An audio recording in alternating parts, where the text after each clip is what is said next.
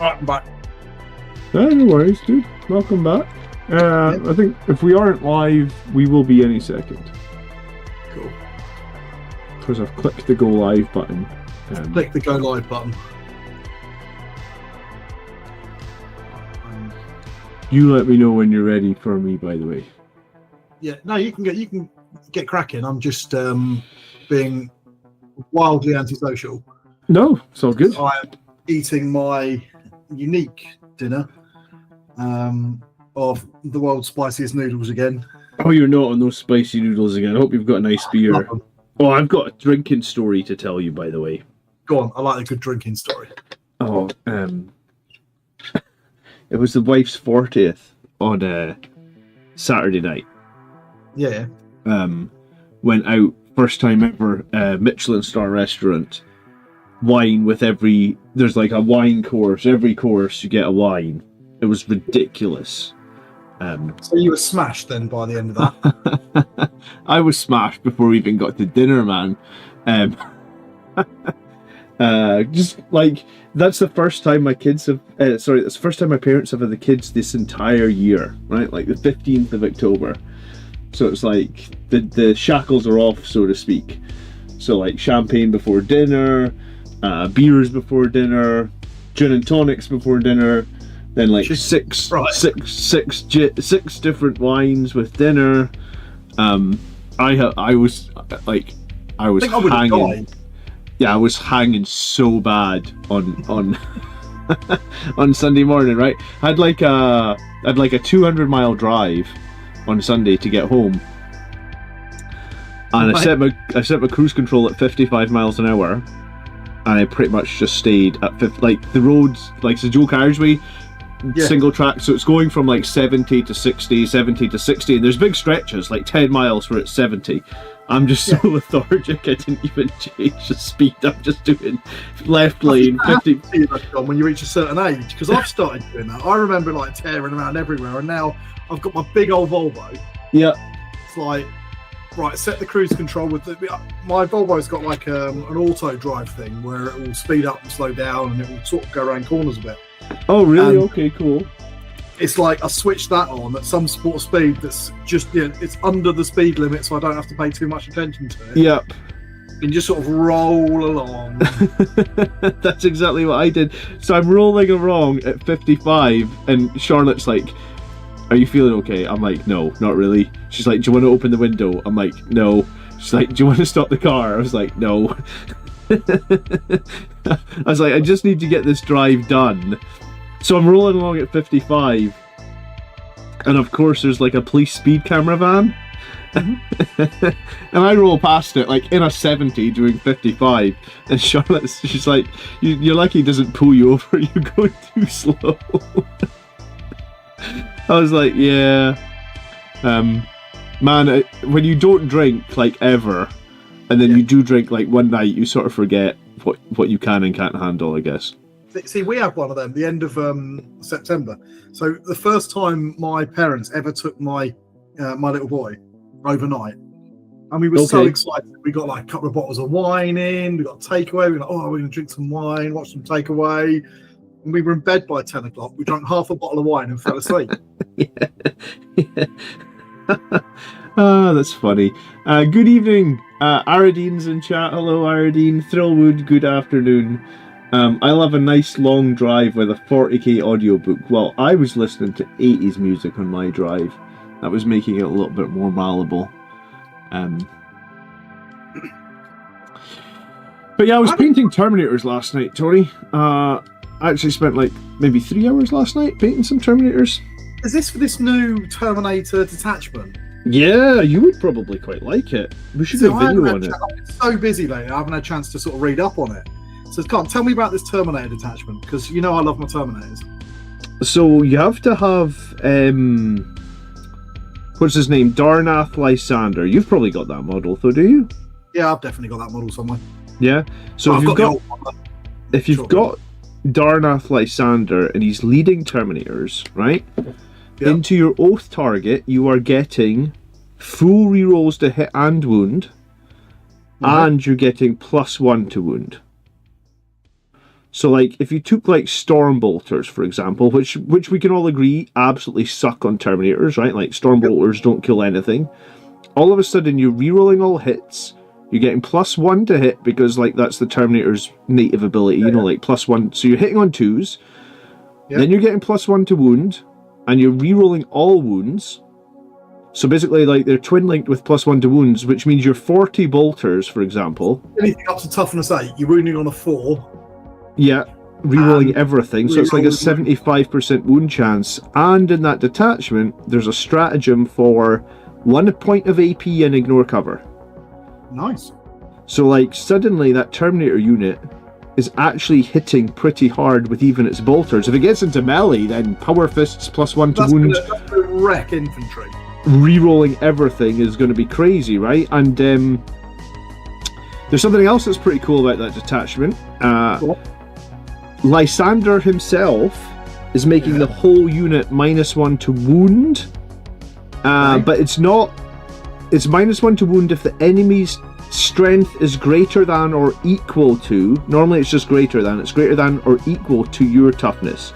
So basically, if anyone shoots you with strength 5 or higher, and I mean, you're going to use strength 5 or higher to kill Terminators, right? Yeah. You're -1 to wound. So up to, like, toughness 9, you're only being wounded on... up to strength 9, you're only being wounded on 4s.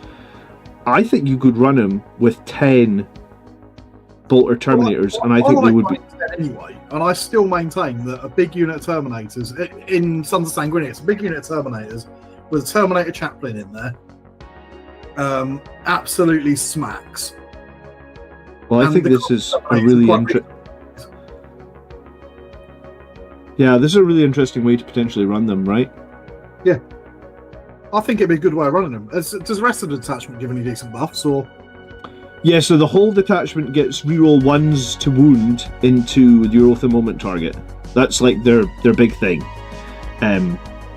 So basically, anytime you shoot... Yeah, well, here's the thing, like, if you put in a couple of Vindicator tanks, which usually wound shit on 2s anyway, right? Yeah. If they shoot anything, they just get...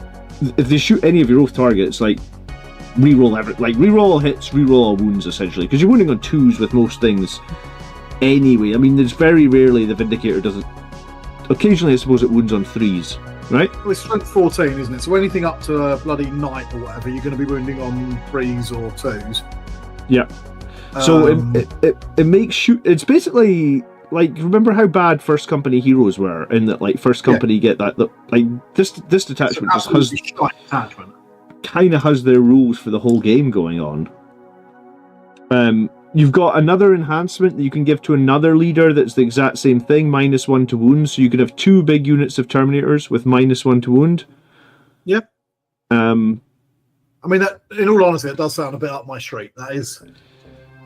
Yeah, I mean, I think if you want to play this detachment, you almost start with 2 Vindicator tanks and 2 10-man bricks of Terminators, and then, like, that's just a lot of... I think I wouldn't like to fight with that sort of list is anything that's relying quite heavily on MSU. Yeah. Because what your big buff is once, 1 target per turn I can kill. Yeah, guaranteed. There's not much you can do about it. So if you're playing it like big knights or something like that, you're gonna make a mess. But if you're playing sort of lots of nasty little annoying things, even stuff like GSK and that, you've basically not got a detachment rule. Yeah. No, that's true. That's true. Are you ready? Tell me when you're ready for me to turn on your camera. That's right. Give me. I'm still eating, Iron. No problem. Just tell me, because I'll forget if you don't tell me. Yeah, we'll do. So I think it's quite a powerful one, but it's going to be one of those that's got a lot of utility into some armies and then absolutely bugger all into others. Yeah, I think just up until now, there's not really been a great way to play Terminators. And this is a good detachment for playing Terminators. And I should have probably said to you, go on. The character, I think his name is it Ped Canto or something? Oh yeah, Chapter Master for the Crimson Fists. Have I got that right? Basically, they also have a character that's in Gravis armor. Oh. An Imperial Fist. He's basically a captain in Gravis armor, but he's got like some pretty crazy rules that again can be used crazily to synergize with. I think basically he gives ignore cover to the unit he's with. So if you Right. gave him like a 10-man brick of heavy intercessors, I know you've got some heavy intercessors. I've got If you many gave him heavy- 10 heavy yeah. intercessors and he gives them all ignore cover, and Yeah. again, you could give them rerolls to hit and wound from Oath, then you're Oh, suddenly yeah. like Let's put it in the chat. Yes, I've got him as well. Torgaradon, yeah, sorry, that's the one. He also seems like he could go with heavy intercessors or he could go with aggressors. And I think both would be pretty cool. Someone actually said you could actually put him with eradicators, and if he's with eradicators, the eradicators rerolls will apply to him, which is actually pretty crazy because he's got a gun that does flat 4 and he's got a power fist that does flat 4. So if he's with eradicators, he can like reroll hits and wounds and shit with his flat 4. I don't know that I'd want to do that though, because I don't want my eradicators getting into melee. Yeah, that's kind of why I think he would be good with aggressors. The one thing the detachment does not have is like fall back and shoot. Because like with aggressors, he's got a good buff, and it's going to apply to the shooting phase, Yeah. and it's going to apply for the melee phase, which is really what you want to. Yeah, so I think you could really like if you just like running Gravis and Terminators, then that Emperor's Shield detachment, like You could build pretty nasty on that. yeah, I kind of want to run a list honestly and do a battle report with it. I just didn't have 10 bolter Terminators, so I didn't have 20 bolter Terminators. So these last couple of weeks I've been getting an extra 10 ready. So it's an option just for a bit of fun, just for switching it up. I've gone off of the heavy intercessors a little bit at the moment. So I've got 15 of them, and I've gone off them since they had their buff. I still Oh, because think, they went up in points. yeah. So what I used to like about them was that they were like 90 points, Yeah. and for 5 Gravis armored bodies for 90 points with a decent amount of just sort of like lots of shots and really quite good defensive profile. They were pretty annoying for your opponent to deal with. No, I think I played them more when they were the cheaper points cost as well, as opposed to 2 damage, I guess. I just want them to be annoying. That's fair. And since they put the price up, yeah, sure, they're more killy now, but I think they're 120 points now, and that means that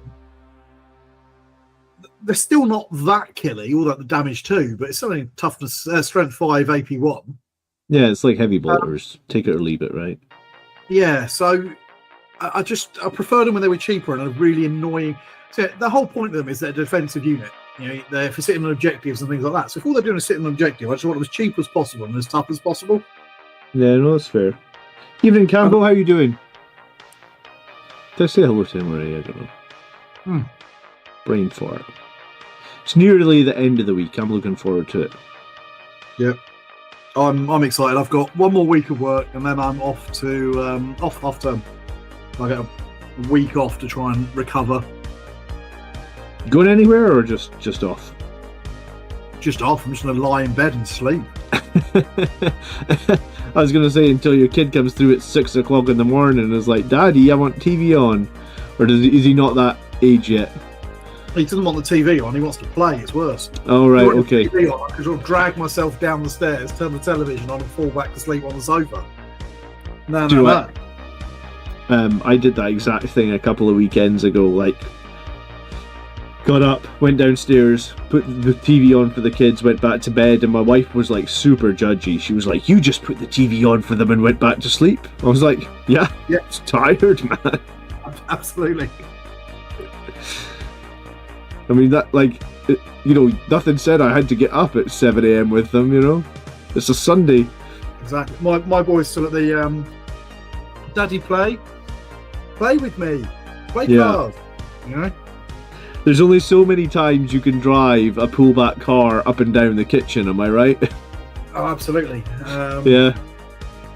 It's lovely, and I love my little boy, and I do love playing with him. But no, I get you. I hear you. At 6 o'clock in the morning, when you're absolutely exhausted, you only got to sleep at like 1 o'clock in the morning sometimes, and you think, play the car thing. Just do whatever you do and do it quieter. Yeah, I get you. I don't know how many points heavy intercessors are now, I must admit, Campbell. I stopped running them, same as... They were too many. Maybe they've gone down to 100, I don't know. Yeah, maybe they've gone down. I thought they were over 100 as well, honestly. Maybe they swung them back down. I think 100 is the cap, where to me they go from a unit that I'd consider to a unit I wouldn't. Yeah, I feel like they were 115, but yeah, I mean, I'm maybe haven't been paying enough attention to heavy intercessors. I think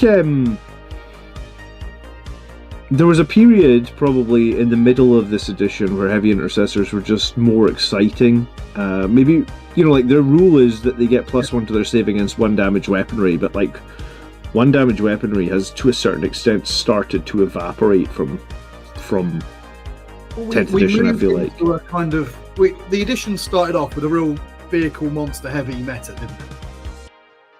So everything you were bringing was for anti-vehicle, anti-monster. Yeah. And when everyone's rocking las cannons and things, a rule like that is worthless. Now we did go through a phase of moving back towards some infantry heavy lists. There was some pretty gnarly infantry guard lists running about, weren't there? With 1 billion guardsmen, yeah. Right now, I think we're still. I mean, I think Eldar are one of the strong. They've been a top performer since their new codex came out. You know that? They've been a menace for this whole edition. Yeah, I suppose when the D cannons at the start of the edition. No. Yeah. The nerf back comes in and kills off a model, and then suddenly a new one pops up and starts to wreck everything. How are you finding Death Guard at the moment? Because they were a real menace, and I don't know how they took a couple of little nerfs, and I don't know how they're doing now.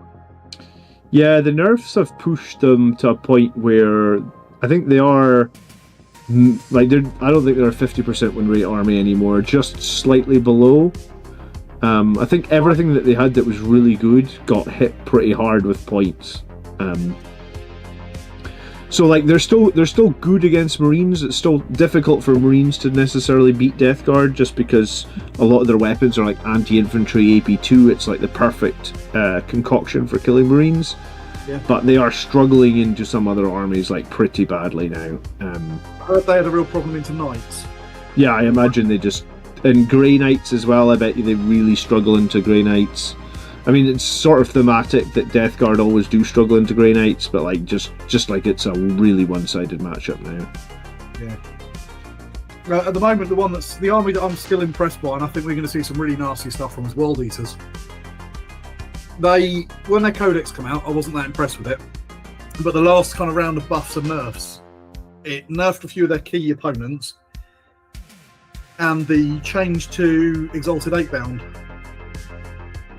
gave them a real kind of buff. I can't think what the Exalted tournament's quite hard. What was the Exalted 8-bound buff? So the Exalted 8-bound were just useless. So let me just let me bring up the proper thingy. But they got a buff so that they became actually damaging. Okay. So I'm just trying to bring it up. Yeah, do you know what? I haven't been to a tournament in a little while, unfortunately. The last one I came back from, my kids were just being they were being very difficult. So when I came back from the tournament to my wife, she was just like, "You're not going to another 40k tournament for a while." And I was like, "Yeah, that's fair. I've been to like 3 this year already." But when that happened, I probably just like checked out of looking at some of the armies that I haven't played for a little while, because like it's not relevant if I can't go, right? Yeah. So their rule is now. So they've already got the ability to the auto wounding, anti-vehicle monster stuff. Oh yeah. But now they've also got, if you attack a monster or vehicle, you get improved the damage characteristic of that attack by 1. Oh really? So their chain fist are like 3 damage. Yeah. 3 damage. Oh, that's cool. I didn't realise that. That's a huge buff for them actually. And the Slaughterbound, which is their little character, he's been had his strength up to strength 10 base. Okay. So that synergizes with Berserker Warband to give it even more strength. Yeah. So strength 11 on the charge, is it? Sorry? Are they plus 2 strength or plus 1 on the charge? So, yeah, that's pretty unpleasant at the moment. And remember, you can put him with the Exalted 8-bound and give him damage 3 as well. Oh, right, yeah, because he can take their buff. Oh, that's cool. Okay. Yeah, so all right, yeah. 7 attacks at strength 11 or 12. I can't remember if it's plus 1 or plus 2 strength. And damage 3. Aha. So 8-bound suddenly have gone from why would you ever take that to okay, yeah, I'll have 3. I do like it when they start models that should have been good, you know. So the only real issue I have with them is the change really benefited Berserker Warband and didn't really do a lot to some of the other detachments. So Berserker Warband was already probably the strongest. Mm-hmm. Probably. There are people arguing for the other ones, but all this has done is make that even more so. Yeah. Whereas it would have been nice to have a little bit more internal balance. Yeah, my favourite is still the Gore Track, which is the transport-based one. Yeah, I've not played against that one. I hope I can get at least one game against that one this edition. It's just quite a fun army rule. Yeah, like how many berserkers do you run in that list? You know, like what would be optimal? I like to run a lot. Yeah. If I'm running, then for me, I'm thinking right. I want three rhinos full of berserkers just to start off. Yeah. And I know that's not the most efficient way of playing. There's something cool about running 3 rhinos full of 10 berserkers, though, isn't there? But I just think it's cool. You know? Khan the Betrayer, shitloads of berserkers coming out of rhinos. Yeah, no, it's cool. It is very cool. Have you painted any of these new Terminators then? The upscaled ones? Really like them. I really Did you? like them. What did you do with the tubing on the back of their like legs? Did you paint that silver or did you just recess shade it? Those ones. Yeah, so I've left that as red. Yeah. Because to my mind, they wouldn't have that as bare metal. It would be like, I know it's not supposed to be ceramite, whatever, but to my mind, that's ceramic coated. All right. Yeah, that makes sense. So I tend to do things like those with like that ceramic red coating on it. It doesn't make sense to me to tuck that off. Okay. Yeah, I don't know what I was going to do with it, so it's good to hear what someone else is doing it. Eternal Crusader cut off all the tubing, apparently. Seems like more hassle than it's worth, man. You could just hit it with a null oil and be done with it, right? Do you know what? I can't remember the last time I used null oil. Yeah, you're off null oil, aren't you? Well, I don't like acrylic washes because I don't like the lack of control they give you. Yeah. So I always prefer my oils or enamels for that sort of thing. Because you can clean them off if you don't like where it looks. Yeah. And the ability to sort of clean up my my models, and also you can do it without tainting the colour underneath, so you don't stain it. Yeah. And coffee staining that on your models is just ugly as. No, I ugly as it comes. I get you. Think. Here we go. The real painter is. It's like, you know. The real painter has joined the stream now. Yeah. Oh, you didn't even say anything. Go. Jeez, oh man, don't do me like this. No, I'm seeing if I can make this. I always like the beginning is always a bit tricky, so just trying to work out where you put your models and stuff, so it actually comes up on the stream. Trying to work that backwards. I should have your whole. I should have your whole thing on the stream. Yeah, you have more or less. I'm just trying to make it focus a little bit. We'll get there. Right. Okay. So what am I? I'm working on Araman today. Oh, cool. For no other reason than I think the model's cool. There's nothing more intelligent than that, really. No, are you building a 1,000 Sun army at all, or you just got Araman because he's cool? I own a 1,000 Sun army. I've had one for the last few years and absolutely done nothing with it. Nice. So it's kind of like, well, I like this model. was talking to someone about this the other day. All the major Chaos Legions have got absolute dickheads for their Primarch or their leader. Yeah. Ignoring Sons of Horus because whatever. Abaddon's got no arms. But they've all got like incredible first Teptins or equivalent of. And it's like, World Eaters, Angron, knobhead. Awful character, makes no sense at all, just a dickhead. Worst thing that happened to their Legion was finding him. But Khan, hell of a guy. Is that because he's classic, or...? No, he's just cool. He's just cooler. He doesn't butcher his own people for fun, or just be a dickhead for the sake of it.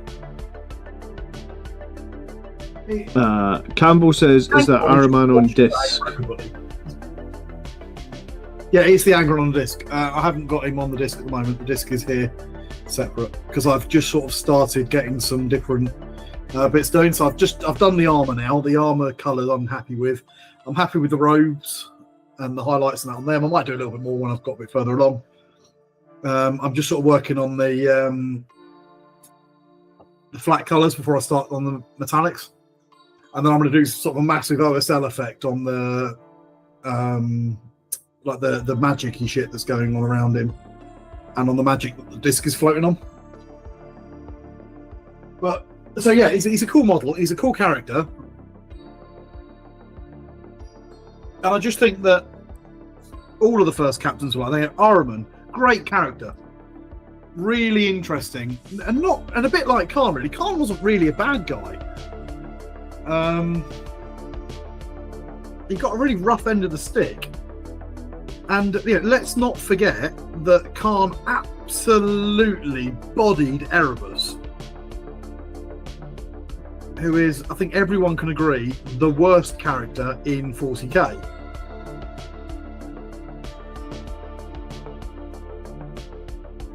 So anybody who puts a smack down on Erebus is all right in my book. Did you? You were last time. I mean, it's been a little minute. So you were painting a 1,000-point World Eaters army, right? Yeah, I was. Still haven't made that video, I started to put the video together. What I ended up with at the moment is I've got hours and hours and hours of footage. Yeah, been there. And I need to actually turn it into something vaguely coherent.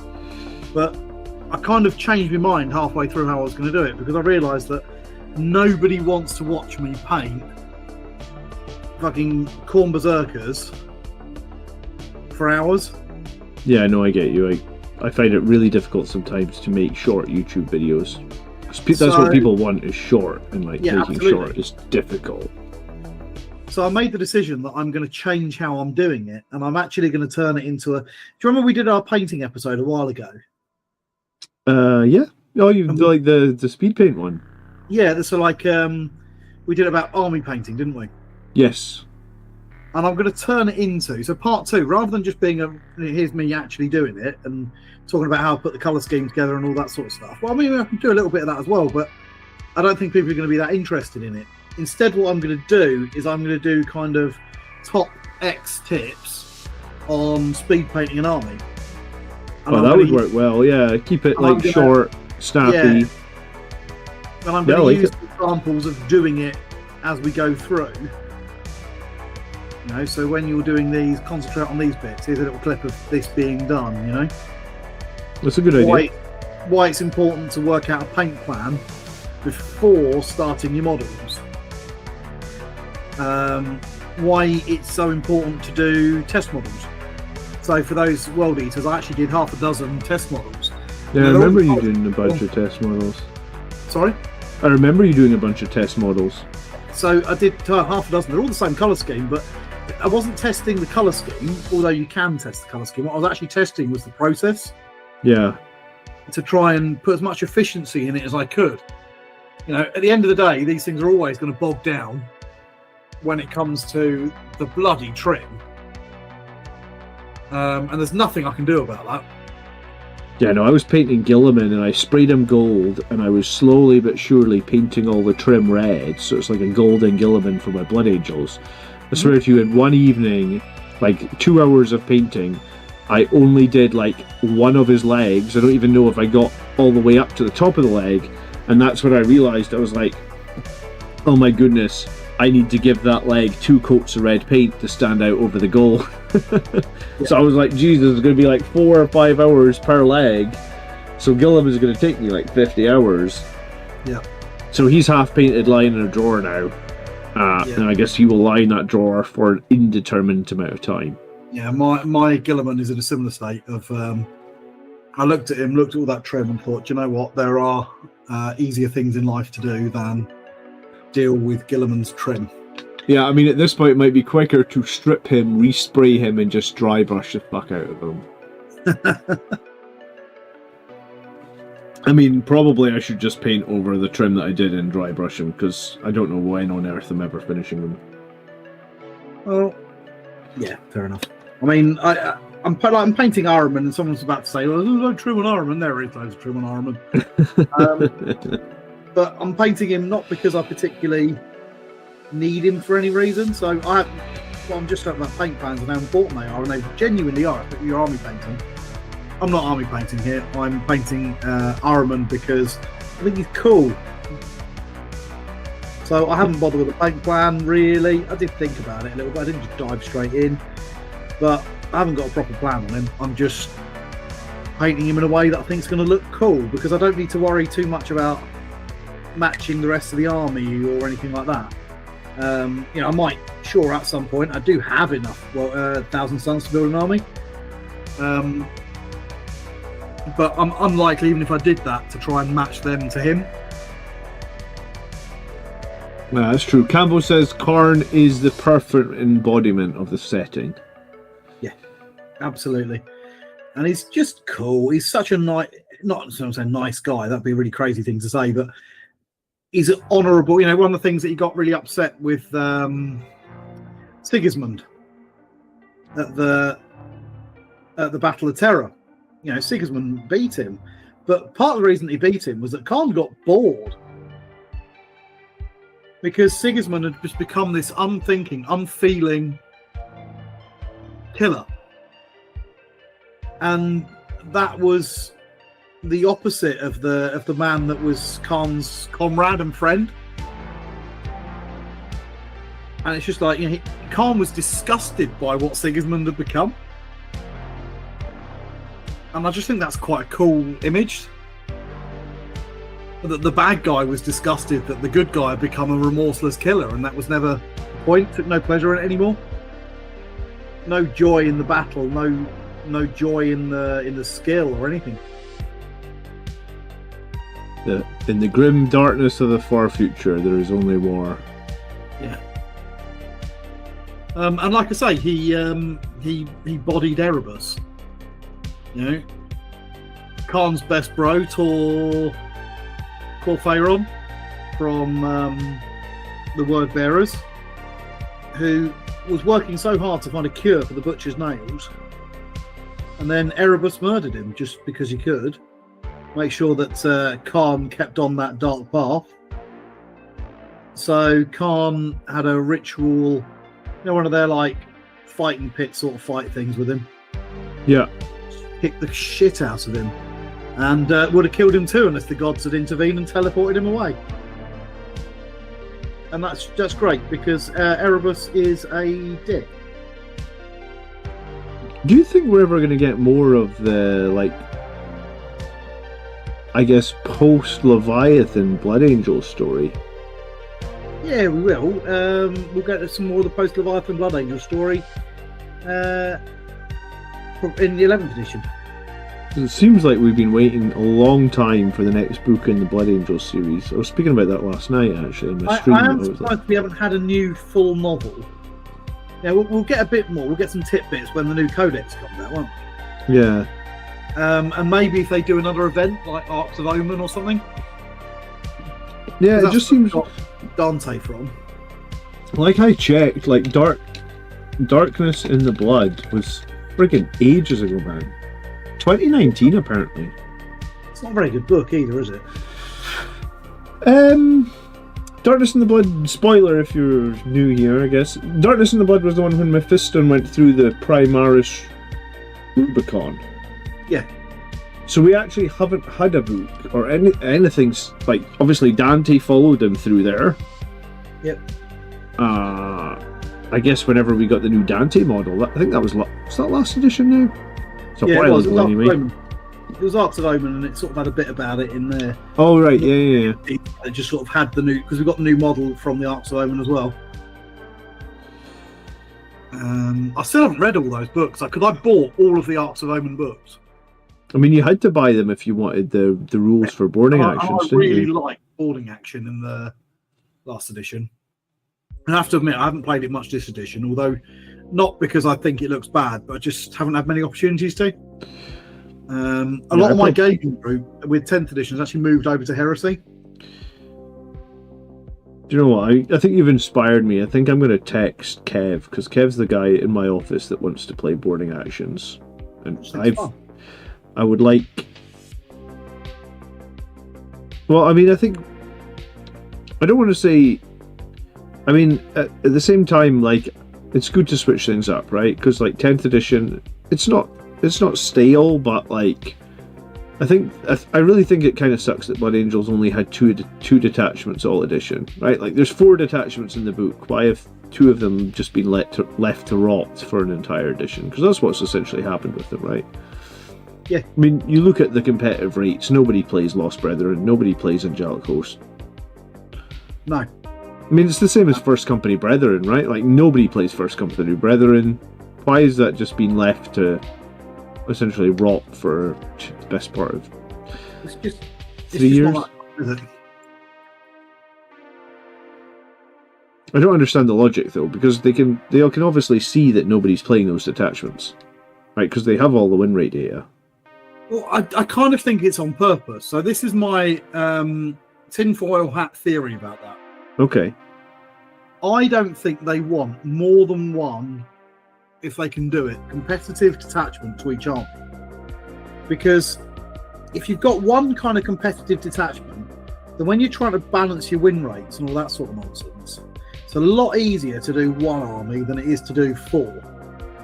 So if you had all of your detachments being quite strong, then any change you make is going to affect different detachments in different ways. And if you're not careful, you're going to end up accidentally breaking one and making it really powerful. So I think they do it on purpose. So they've just got one strongish detachment for each army. That's the one that they use as like the balancing point. Yeah. For them for tournaments and stuff like that. And then all the other ones, as far as they're concerned, are narrative anyway, so who gives a shit? Oh, that's such a pessimistic way to look at it. I don't like it. Yeah, not that I don't think you're right. I just don't like looking at it like that. But I see, it's the reason that to me makes sense of why they haven't really done any balancing passes for the detachments. Yeah. Certainly unless they're horrible, right? Like unless like, you know, Death Guard came out and they're losing to everybody. Well, I don't mind it in some ways actually, because what it means is that even if you're playing an army that's broken as shit, let's say you're like a Knights player, right? And you love your Knights because you like giant bomb, stompy robots. You bought them because they were cool. You didn't buy them because they were chewing up the meta, because you just play at your local shop or with your friends. And it's the only army you've got. If suddenly they become broken good, then nobody will play with you. But then, like, if you've got another way of playing them, you're still using your cool model with a big and stompy, and it's a bit left field, and suddenly you can have a nice, fun game with your friends. Whereas before it'd be like, no, I'm not playing Knights, they're broken. Did you read the Wrath of the Lost book? Is that the Raffen trilogy or whatever it was? No. This is the newish Flesh Tearers book. The omnibus one. No, I think it was a new story. Like, maybe came out like a year and a half ago. The one with what's his face? The first chaplain going over at the Flesh Tearers for a while. I don't know. I just remember I started it. It was it felt very. All the flesh tearers were very angry with each other in that book. Sounds about right. But no, I need to get back into it actually. No is the answer. I probably bought it. I tend to buy all of them, but Yeah, I know I bought it. I got maybe like 2 or 3 chapters. And do you know what? Really, I think I need to avoid the Siege of Terra because I think that put me off audiobooks for a little while. I found the first book such a slog. it can, can't it? Because you sort of, for me, I get bored after a while. I listen to a big glut of 40k stuff, and then I get fed up with it for a while and go and listen to something else. The one that disappointed me recently was the latest Caiaphas Cain novel. Okay. Now, I really like Caiaphas Cain. I think he's a great character. I think the books are really funny. But one of the things that it has is a bit of a running joke through them, because it's supposed to be memoirs. It's like, be like, little did I know I would come to regret those words, and things definitely could get worse. And it always does that of some variation in each of the books. Yeah.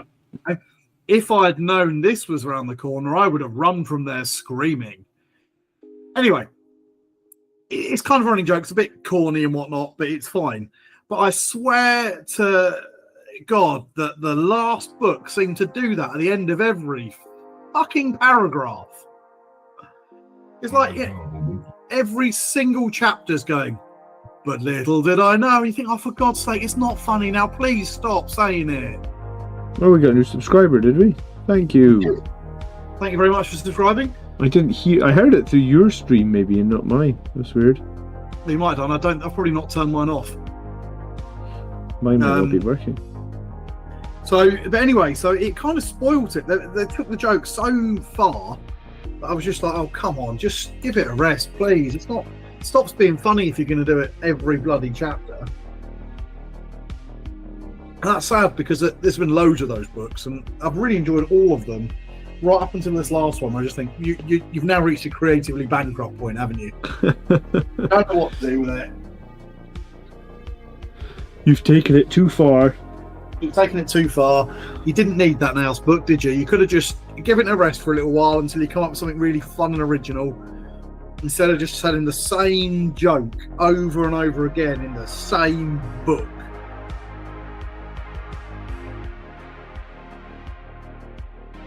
Which is, yeah, I've had enough of that.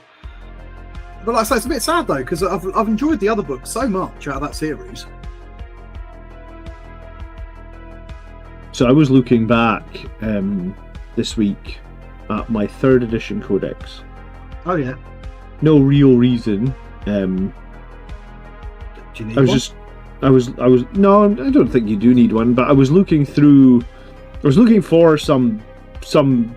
You remember in the old codexes they used to have stories and stuff? Yeah. Like they used to have just like 2 pages out. Well, I was trying to find this story that I have half in my brain, but like I remember the story from school, so like I think I must have been like 15, 16 years old. So like this story is like, that's 25 years ago, because I'm 42 now. Yeah. So I remember in one of the rule books or one of the codexes, many years ago, there was this story about, I think it was probably set on Armageddon, honestly, because most of the stories about Blood Angels back then probably were like Armageddon. Possibly, I mean, it wasn't Captain Tycho, but it was a Blood Angels captain, and he was in he was fighting orcs in Armageddon. He's in the trenches, essentially. I remember the story, or I sort of remember it. I feel like it was a double pager, like it was almost like the center of one of the old books. Like I'm thinking it might have even been like, remember in 2nd edition you got the rule book, and you also got like you got 2 other books. You got like a War Gear book with a yellow cover, and you got like the Codex for Everybody that was like the grey cover. I thought it was in those books. I don't think it is, because I've looked for it. Yeah. So I was looking for this old story. Again, I didn't find this old story. But what I did find was the Death Company rules from 1998. Yep. And the Death Company rules from 1998 are fucking so funny, man. Is that the year when we had to roll a dice for every unit, and on a one of the models just joined the Death Company? It was roll a dice for every unit, and it lists the units. Hey, thanks for subscribing. Oh, it hid. That's what's wrong. Hubbub. Hubbub has subscribed. Thanks for subscribing, Hubbub. So you had to roll a dice for every unit. And list the units. It's like Terminators, Scouts, it's even Bikers, right? Like it's every unit. Assault squads, every unit. Tactical squads, Devastator squads, lists all the units. It's like you roll a dice before the battle for every single one of these units. And on a 4, 5, or 6, one model joins the Death Company from that unit. So you lose one model from that unit and you get one Death Company Marine. Yeah.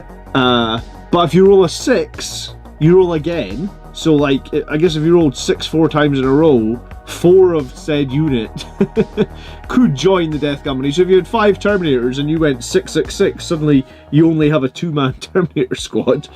And the funny thing about it is it just says, it says all models are led in one singular Death Company. So you just have, like, just one giant unit of, like, all the Death Company. You're not allowed multiples. They're not exactly controllable, are they? Yeah, so it's just like you just have this one giant Death Company, and the final thing that I thought was pretty funny, it said, like, if you do not have enough Death Company models, like, for the number of dice you've rolled, your models are just dead. Like, it's not like it doesn't say, like, use the models from the existing squad to represent them or anything like that. It's like, no, you're just dead. Which I also thought was kind of funny. Old 40k used to be brutal like that, didn't it? But the other thing that I thought was kind of funny was, like, if you think about it, like, from a lower point of view, right? Like, your 5 Terminators are getting geared up for battle, but, like, Captain Joe over in the corner is he's looking a little bit black ragey, isn't he? So we're like, all right, Captain Joe, could we kindly have you take off your Terminator armor real quick? We're just going to put you in this black armor if you don't mind. Yeah, we need all your war gear as well. While he's, like, frothing at the mouth. Used to have that whole thing of before the night of, or the eve of battle or something, the chaplains would tell the story of Sanguinius, and yeah, that's it. And then they'd watch them all and see which ones reacted a bit too strongly and take them away the night before and paint their armor black and this sort of thing. Now, something that always struck me with that was a little bit strange was, again, what do you do with the Terminators? Because they clearly haven't painted their armor black. It's like, hang on, we brought any spare armor that we can put Jeff into, because does anyone have a set of Terminator armor? Black armor they don't need anymore because Jeff's gone a bit crazy. But that was a different era of what you couldn't do that now because it's too random and it can just absolutely stiff you. Yeah. Oh, there was another rule in that 3rd edition book that I had completely forgotten, by the way. The Black Rage, the Red Thirst rule. Oh yeah. Right? Every turn you roll a dice. On a 1, you have to move them nearest to the closest enemy. Yeah. Well, it's not even just that. It's like every unit.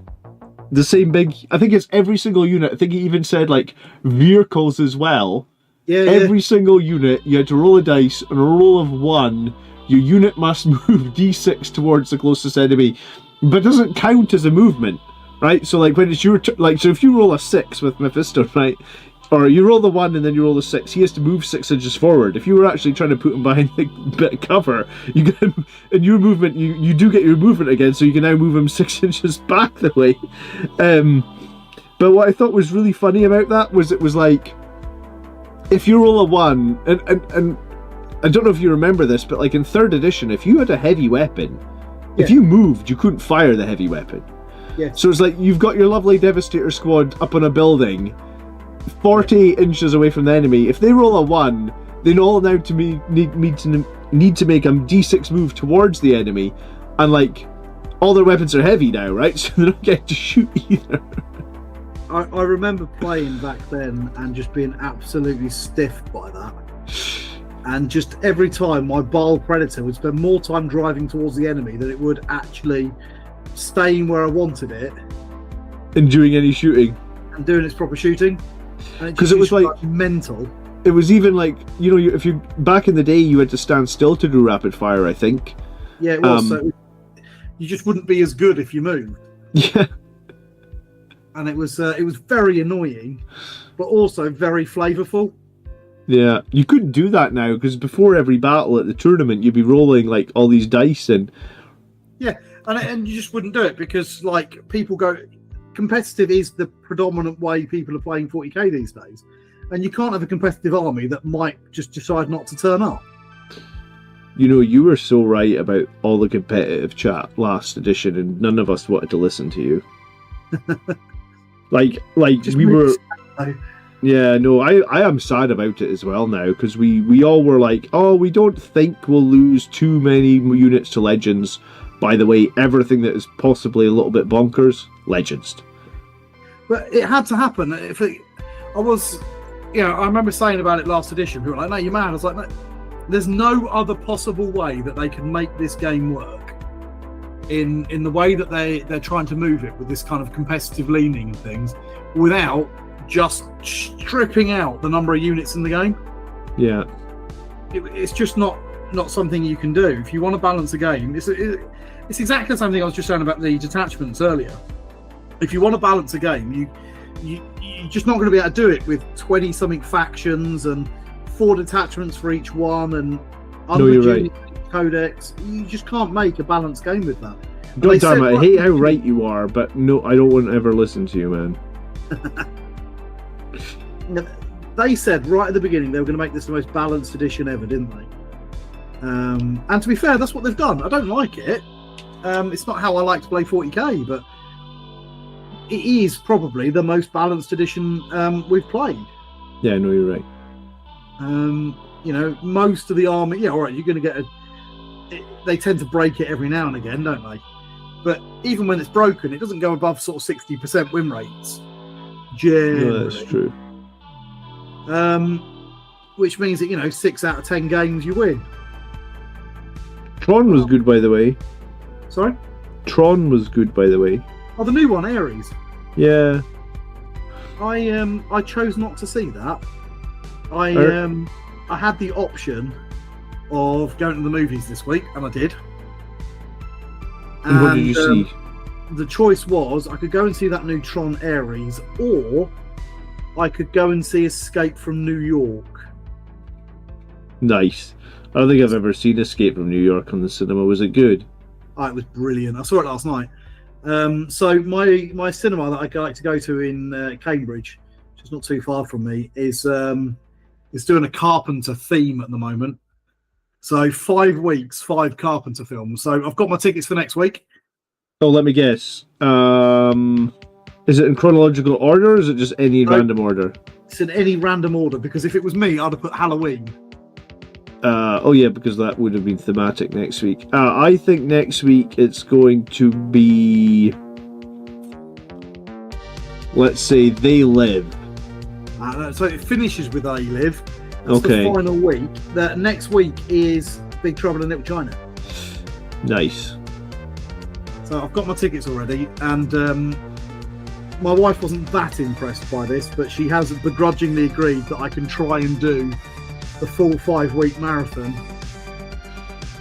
and go with my brother to see all 5 of these movies.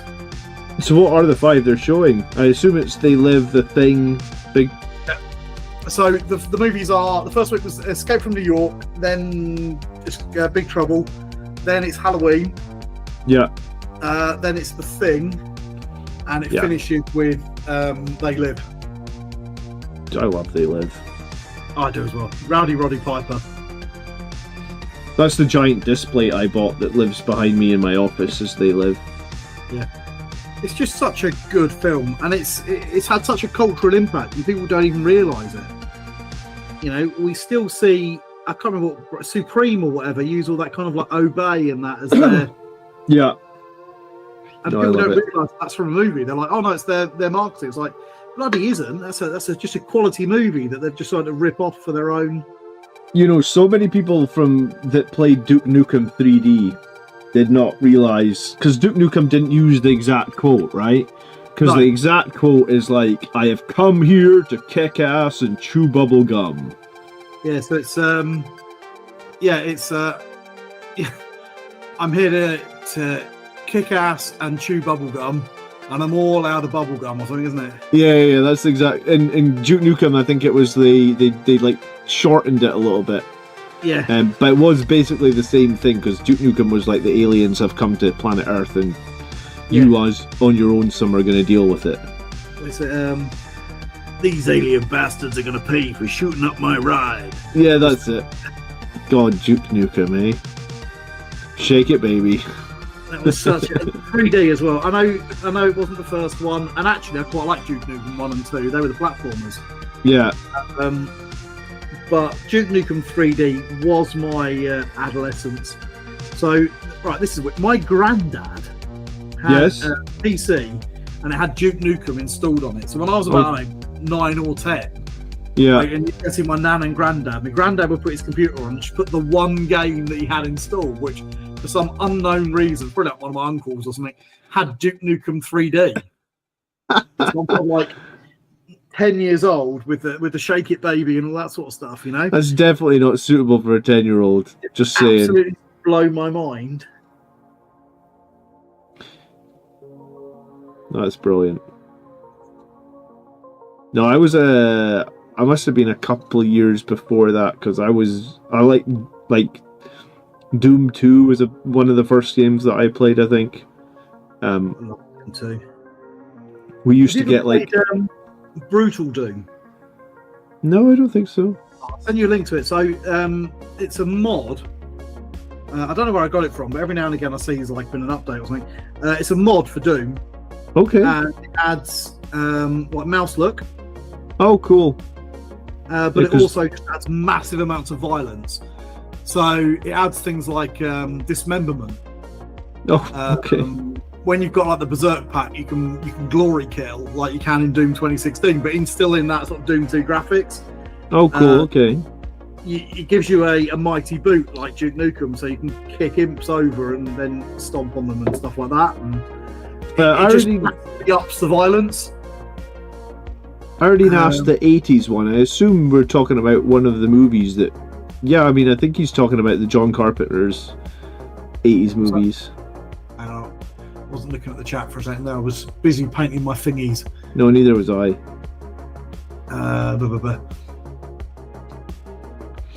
The 80s one. Yeah, obviously the 80s one. I wouldn't watch any... Did they remake any of John Carpenter's movies? No. They got a prequel to The Thing, didn't we? I actually didn't hate that prequel. No, it was alright. A lot of people did hate it, but I actually thought it was okay, because I think they did a really good job in that prequel of, like, McMurdo base, or whatever base they were in, looked very similar. Like, they did a really good job of, like, looking at the science facility they were in The Thing and, like, copying it almost room for room. Like, I think that was the thing that made that prequel feel like an authentic prequel to me. Yeah, I think they did a really good job. I don't think they could have done a better job than that, because as soon as you start touching a classic like that, people are going to get upset. Yeah. So they just didn't. They just said, right, well, this kind of starts off halfway through the story, doesn't it? Because you've got the dog and the Norwegians at the beginning. Yeah. So how did we get to that point? And we're going to make a movie on that. And I think they did a good job of it. No, I thought it was good as well. I don't know if it got reviewed very well, but I mean, to be fair, John Carpenter's original movies didn't get reviewed very well either, did they? No, because of course that was a remake, wasn't it? Yeah. If you didn't know, The Thing was a remake of a book, or even maybe it was a film. Movie from the 50s or 60s. The Thing from Another World. Yeah, it had a completely different name as well. Yeah. Which is a good film actually. It's black and white, and again, it's a very different feel to it, but it's still the kind of the polarized base and the monster and that in the snow. And it's a good movie. It's very old, and I'd absolutely prefer the John Carpenter interpretation of the story. No, I get you, but it doesn't take away from it. It's still it's still worth a watch if you ever get the chance, and you sort of like your old movies. You know, my wife is not native British, so one of the things that she always used to struggle with, especially when you first come over here, was when you're all sort of sitting around at a dinner party or something, and then people start talking about an old movie or a TV show, and everybody knows about it, and they're all, oh yeah, remember that, and she's just sitting there like, what? No, of course I don't. So we started kind of working through these classic cult movies, No, that's cool. That everybody's seen. Well, all right, everybody might have seen it, but not if you weren't born in this continent. And we sort of watched a lot of these kind of really old films then. I still haven't seen A Wonderful Life. My wife keeps asking, like, every Christmas. It always seems to get away from us. It's too American. I mean, you're half American anyway, you know. We never see below the waist, but I'm convinced that you secretly wear cowboy boots down there. No. That's why so much of our audience are actually American. Because you're secretly one of them. I mean, my dad did have a house in America for, like, the best part of a decade. Yeah. I really loved going to America when you live in Scotland, in the north of Scotland. Yeah. Where, like, you see 2 days of sunshine a year. Yeah. It was really fucking nice to have a house that you went to in Florida for a month every summer. And I mean, I will never not love Florida. Like, a lot of people, I actually think Florida has a negative connotation. Like, people in America make fun of Florida. They all say, like, that's where you go to. Yeah, that's where everyone goes to retire. But, like, if you live in Scotland and then you go to Florida and you see the difference in weather, I think it's okay for someone who lives in Scotland to fucking love Florida, because I honestly love it. But it's the fact that those people go there to retire. There's probably a reason for that, you know? Well, yeah, because you never have cold feet or hands or fingers. So it's not all bad. Yeah, no, I get it. But yeah, it's not my. I have been to America. I've been a couple of times for work over the years and stuff like that. I've never been there on holiday. Oh, really? No, I've done a lot of travelling over the years, but I've always done it for work. Before I was a school teacher. I was going to say, it's not going to be long before your little boy's like, Daddy, I've seen an advert for Disneyland. Yeah. Yeah, that'll be coming, you know. There's a Star Wars ride. I'm sure it will, but, well, I'll do a mark and nip off to some Star Wars tournament on the other side of the world. I still can't believe he did that. That's the luxury of having no kids, I guess. If you want to go to a Star Wars tournament in Las Vegas, you just go. I said to Shen earlier, I said, I'm streaming tonight because I've just got back from work really late, and she's like, "Are you sure you're going to be all right?" I was like, yeah, I need to do it because John's not available next week and Mark's not available this week, so I don't want to leave John on his own. We'll do it. And I'm only painting, so it's fairly low like planning or anything else like that, and I like to play. It's a bit relaxing. And she goes, well, that's the fucking luxury of having no kids, isn't it? How often do you go away? I was like, well, you're not wrong. Dude, I wouldn't change it though. Like, your kids are your riches or something like that. Oh, absolutely, yeah. No, I love being. But yeah, the luxury of nipping away all the time is definitely not something. No, I think that's what my wife was saying. Like, we never drink that much anymore. I think what must have happened was I must have had a hangover one time when I had to look after both kids, and I was like, yeah, I don't really drink anymore because these hangovers with a 2-year-old and a 4-year-old, it just doesn't mix. You see, I'm just scared of it. I know that sounds like a silly thing to say, but I'm just scared of like. So like my little boy, I think yours as well, suffers from croup sometimes. Mm-hmm. So we had another bout of that last weekend. Oh, did you? And that's scary as shit. Yeah, it's very scary. And I just can't bear the idea of having like half a bottle of wine and a few beers or whatever, sitting at home, being all relaxed, and then suddenly my little boy's ill like that. Yeah, and I'm half cut. No, I mean that's probably one of the reasons that I haven't. So I'm just scared. I wouldn't. When I've got him around, I don't like the idea of being drunk and not there if something went wrong. No, I'm with you. I hear you. And I know it's just paranoia because I'm married. I've got a lovely wife. There's the two of us. One of us would be fine. Yeah. No, you're right though. Yeah. They do grow out of croup though. That's what I'm hoping. Like I say, it's because scary. I think really. this.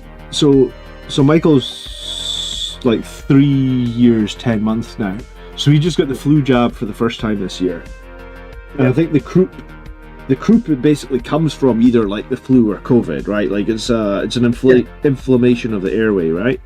Yes. So like Michael got the flu jab this year. He did get sick at one point this year. He didn't get it, whereas like in previous years he would have got it. So I think, and based on the fact that Annabella hasn't had it for a couple of years now, I think maybe when they get close to 4, maybe they don't. Well, it's to do with the size of the airway, isn't it? When it gets big enough, then having a bad throat can't close off the whole airway. Yeah. So they do grow out of it. So there is light at the end of the tunnel for you, man. Yeah. And I'm sure that as I get older and whatnot, I won't be quite so worried about. Yeah. If I'm a little bit sozzled. Yeah, no, I get you. There is also that, like you were saying, like Daddy play. Well, when Daddy has the worst headache that Daddy's ever had because Daddy had 15 beers last night, Daddy isn't really up for playing much, is he? Like I totally get it. So I actually because we were going away this weekend for the wife's birthday, I went into because we had babysitting, I went into my fridge to see if I had like a couple of cans of beer that I could take with me. And I actually found 3 cans of beer that were out of date. So that means they have been in my fridge. Like, their dates were September last year. So I was like, oh my God, these beers are 13 months overdue. Like, that is how little I have been drinking. Like, my friends would make fun of me. Like, if I told my friends, and they'd be like, John, you're pathetic. Have your friends have got kids as well, haven't they? Yeah, I know, but most of my friends still drink pretty heavily when they have kids. But I mean, each to their own, I guess, right? Oh yeah, no, I wouldn't criticise in a heartbeat. All of these things. This is me. This is my mind says panic, if you know what I mean. No, I get you. Yeah, we talked earlier about kind of the grind, as it were, and work and that, and. Yeah, I work really, really long hours, and over the last few years, those hours have just gotten more and more and more. And that's why when I get the opportunity to spend time with my little boy, that's what I want to do, because I'm never going to get these years back, No, that's true. But at the same time, I don't encourage anybody else for doing it my way. Really, what I should be doing is saying, right, no, fuck it. My little boy's little. I'm going to spend the time with him, and I'm going to sack off the career side of things for a while. Yeah, it's hard to do, man. It's hard, and I've always been someone who can't leave things alone. Yeah. If I see something and I'm sitting there going, oh, that's a fucking stupid idea. All you've got to do is blah, blah, blah to fix that. I can't help myself. I just like my little fingers are creeping in there. Go on, I'll just go in there and just fix that problem, and then before you know it, you've done another few problems, and it's 6 o'clock at night. And I actually took my current job because out of a will of wanting to step back and stop working so late. Because I was like, my little boy's just been born. I'm going to spend the time with him, and I took the current job, and I did it for about 2 weeks before I started getting promoted into other weird roles and that, just because I couldn't cope with that, taking that step back. So you can't switch off, can you? And I don't think I ever will do, Yeah, no, I get you. I feel weird now because like I work on YouTube like 3 or 4 nights a week, right? And like see if I'm ever finished, right? Like I think it was must have been like last Friday night. So we were going away for like my wife's birthday on the Saturday, and like on the Friday night I had nothing to do. So I just sat and played like the new Battlefield game for like 4 hours, and I honestly don't know if I've done that in like years. It felt super weird. I was like, oh my god, like my wife was like, did you enjoy your evening? I was like, yeah, I just don't ever do that, I guess, Yeah. the new Battlefield game is pretty cool. I'm like level 8, so I haven't played it much beyond, but it's cool. Has it got a single player campaign or? Do you know what? I've not started the single player because I've played multiplayer a few times, but yeah, apparently it has a single player. I mean, people haven't said the single player is amazing, but I mean, Battlefield never had. No, well, that's not true. Do you remember Bad Company? Yeah, do you know what? I do like Bad Company. That was good. What was the guy's name? Was it like Hazard or something in that? Something like that, wasn't it? But that had a properly good single player campaign. Yeah, I know they need to bring. Do you know what? I bought Bad Company 2. I jumped in the multiplayer and I never played the story for Bad Company 2. It was just as good as the first one. Oh, was it? Maybe it that's really something was. I need to Both do. those games were really, really good. I think they were the last time I really got into Battlefield, to be honest. I've never been you. I think I played Battlefield 4 a lot. Yeah, I used to play Battlefield 2. That's how old I am.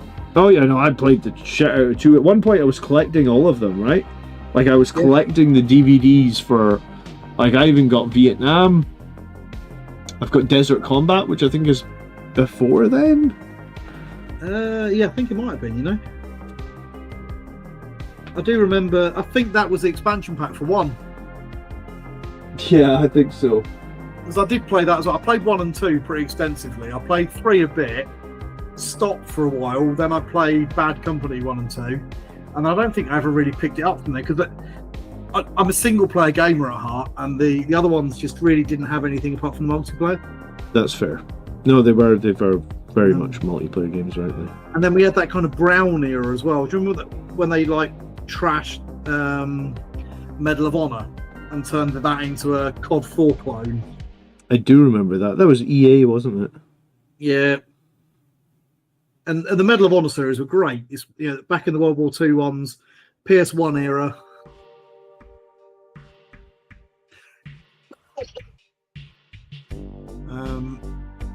I'm just thinking people logging in or whatever to watch the stream at the moment. What they're getting is 2 old guys complaining about being old, saying it's I was going to say, is that not normal in our stream now? What happened to us? I was going to say, if we're not complaining about being old, we're complaining about some rule that used to be good in 40k or some model that's gone to Legends. Oh, I don't know if you know that a few people were very upset about our last video on Reddit, by the way. I mean, I only know because you sort of did say something, and then I thought, yeah, but I don't care either. You don't, yeah, okay. I obviously posted it, and someone was like, why are you spreading false information about the stuff that's being Legends? And I was like, yeah, I guess, you know what, if you really want to boil it down, it could be seen as false because we don't really know what's going to Legends. We clearly state, if anybody actually bothered to watch the video, it clearly stated this is all, completely made up, based on no knowledge at all, and entirely based on gut feeling, or just wishful thinking in the case of the Firestrike turbo turret. So all that says is you haven't even bothered to watch it.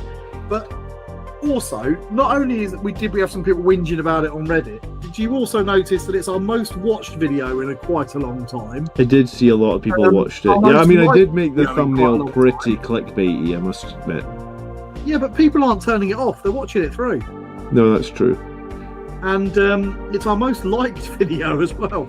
I was going to say, at least we're not like one of the, like,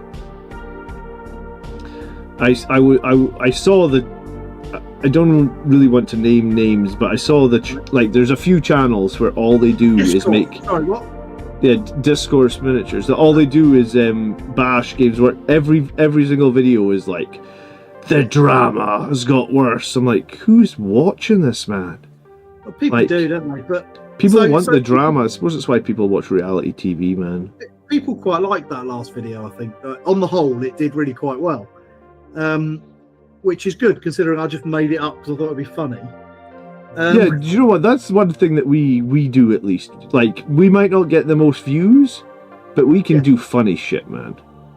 And it was fun to make as well. It was fun to make. There's always a few people that don't like something like that, but at the same time, fuck it, because a lot more people did.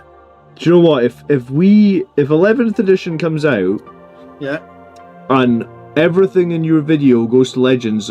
I don't think the Fire Strike turret will go to Legends because they've just released. I don't know if you saw it. The Iron Hands Combat Patrol has 2 Fire Strike servo turrets in it. Can't get rid of the fucking things. Yeah, exactly. Nobody's going to buy it. I don't think a single Iron Hands player looked at that Combat Patrol and went, "Oh, cool, 2 Fire Strike servo turrets." Well, no, because now we've got a problem. That's why we're in trouble with GW, because sales of the Fire Strike servo turret have now dropped because everyone's scared to go into Legends now. Yeah, but we've caused that drop. We've single-handedly Crashed the Fire Strike servo turret economy. Servo turret and Hammerfall bunker sales for GW by maliciously telling people that they're going to be retired from the game. If anything, we've probably driven someone else to buy that model just because, like, I'll show those stupid grots what they know. Let me just buy one of those Fire Strike servo turrets. Or I better buy it before it goes out of print. You're killing me, man. Excuse me. I didn't realise that was so funny. Sorry. That was one of the better stupid ideas I've had, which I was quite pleased about. We haven't done a tier list for bloody ages, and I like doing the tier lists. Mark is dead set against us redoing the tier list before the end of 10th edition, but I quite like doing them. I don't find them that much of a chore. I just think it's a bit of a laugh. I think it's cool that you can set videos as collaborations now, though. I think that's super cool. Yeah, it is, and it kind of I like it because it doesn't really matter for us. You've got BAEC, and occasionally we'll put things on there, and well, it just means if we do anything on there now with you and Mark, I can like literally tag it underneath the video. Then, if you're one of these channels that does like mobile game reviews or something like that, and then you do it with you do a video with another content creator and things like that, being able to share it between you. And channels to help each other out and stuff like that. I just think it's a really good idea. No, I'm really happy they've done that. So I've got a collab coming out this week, actually, on BAC. Yeah. Who are you collabing with? Give us a sneak preview. I haven't said. I messaged him to ask if I could say before it comes out, and he hasn't got back to me. So can I spread a malicious rumour then? Yeah, sure. Who do you think I'm collabing with? Discourse Miniatures. You couldn't pay me all the money in the world, man. Controversial new video title. BAC has beef with Discourse Miniatures. I got. And then when the video actually starts, you're having beef like a roasted. No. I would love to see that. All right, let me have another guess then. Who else would it be? Well, I'm going to say. What do I primarily do on my channel? Like, what are my?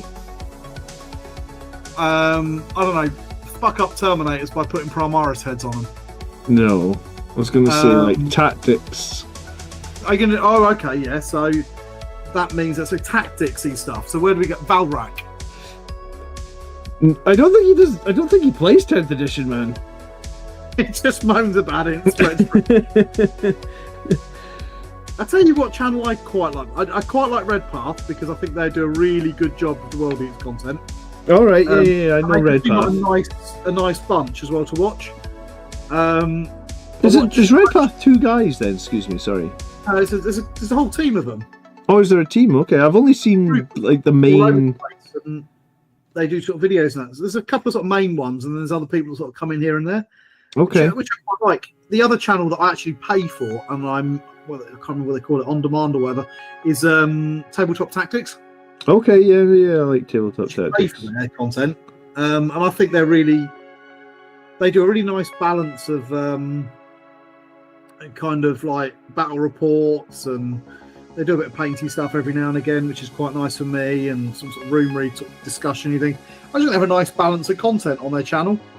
No, that's fair. I think they're one of they're a channel that I would like strive to match. I don't think I will match quality being a one-man band, but yeah, no, I get you. So I really do rate their content quite highly because most of the things I watch are just painting channels, you know. Yeah. I don't watch many gaming channels just because I don't I don't mean this in a negative way, but I don't really care what they think. So, like, even yourself anymore, John. So, a few years ago, when I was really getting back into my Blood Angels, and I needed a bit of a kickstart on getting good again because I've been out of the game playing for a little while. But I used to watch all of your tactics videos with like a notepad in my hand almost, you know. Yeah. But over the last sort of like edition or so, I'm just kind of like, well, I'm not a bad player, and I don't care enough to become a really good 10th edition player. So if you're going to tell me the latest new meta clever hotness combo of Math of Hammer and thingy, I really don't give a shit, because I'm not going to do it anyway, and I'm probably just going to run 20 Terminators because it's fun. No, I hear you. I absolutely hear you. So a lot of like tactics content just doesn't really hold much appeal to me. Yeah, it would have to be more like I'm making a video about the Sangre Priest and you were thinking about running one but you didn't know how you could run it, so then you might watch it, right? Yeah, absolutely. And especially with the game at the moment, you know, 10th's been out for a little while and nothing really has changed all that much, you know. I might watch, like you did that video on the new Terminator detachments we were discussing earlier. Yeah. So I might be thinking, oh, that new Terminator detachment seems like a bit of a laugh. And then I'll go, hang on, I think John's done a video on that. Yeah. And I'll sit down and I'll watch it and go, oh, that's quite fun. I like that idea. Or, no, actually, that doesn't look like a lot of fun. I'm not going to bother. Do you know the Terminator detachment is a breath of fresh air? I was really glad that I did that video on that. I got some negative comments, though, right? I got like, oh, you're a Blood Angels channel. Why are you covering that? Like, because it looked like it'd be cool. Yeah, what's wrong with that? Yeah, people. There's something about that Reddit thing earlier. People are going to whinge anyway, so I wouldn't generally worry about it too much. But anyway, yeah. No, in some ways, I think Games Workshop almost do like a bad job of like letting us use our toys in more than one way, right? Yeah. You know, like if there's a new detachment that basically, like, what you're telling me is I just need a Space Marine captain with a Thunderhammer. Well, I've got plenty of those. Yep. I don't need to paint them in Imperial Fists anymore because you removed that nonsense rule sort of anyway, Games Workshop. So yeah, I was more than happy to cover and I do think that's the one thing that I really would. I know you were saying that you don't think they'll do more competitive detachments per book. Yeah. But I would at least like to see a couple more next edition, because I do think that if you are limited to just one because you know, back in the day you could take psychers, they could take different psychic powers, you know, like you had more ways of you could take units with different war gear. Just more options, I guess, and like a lot of the options have been eked away, I guess. And that's what upsets me, because that's one of the things that sort of puts me off the current edition of the game, because I like options, I like weird stuff, I like funny. I actually used to, and this is what the people look at me like I'm mental, because I used to get great pleasure out of min-maxing squads, you know, and going, right, I'm going to run 7 Sanguinary Guard because that gives me X number of attacks, which is going to deal with 90% of. And is more points efficient than 8 Sanguinary Guard. And I used to have a lot of fun doing that. You know, running. I think you're right. Specific war gear loadouts, because that was the most efficient way of playing it. And when I used to play more competitively, that was a lot of fun of the game for me. Yeah, I feel like before you used to be able to spend a whole evening building army lists. Well, building army lists was a fun activity in its own right, and I don't know about you, but I had friends and that, and we would, like, I'd go and see one of my mates or go and see my brother or something like that, and I'd be like, yeah, well, I'm putting this list together. Do you want to see my new list? And you'd sort of look over it and you'd discuss it and you'd chat about it. And now there's really not a lot to discuss. Yeah, no, I think you're right. And I actually feel a little bit for you, because this edition, your army list show, there's only so much you can do with it. Yeah, you're probably right. There's only so many ways you can build a list at the moment. Yeah. Once you've discussed them, you get to a point where, you know, you've seen everything. Like, oh yeah, it's a site. I've seen that list. All right, you've got 3 predators, and I've got 2 gladiators and 1 predator. but functionally it's pretty much the same thing, you know. No, I hear you. And I do feel that side of the hobby got nixed in the drive to make it faster and more efficient. Which is, I mentioned earlier, a big chunk of my gaming group has just completely moved over to Heresy. Yeah, I mean, I think people everywhere have sort of done that.